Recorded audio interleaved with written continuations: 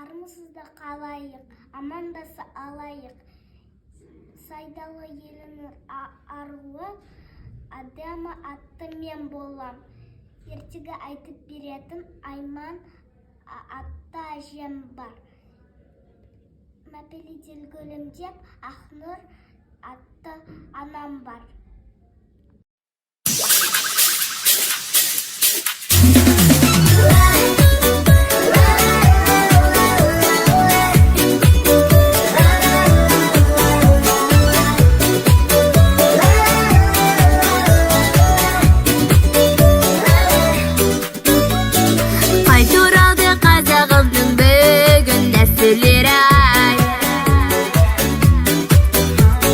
Көптен күткен халқымыздың асыл арманы еді ай.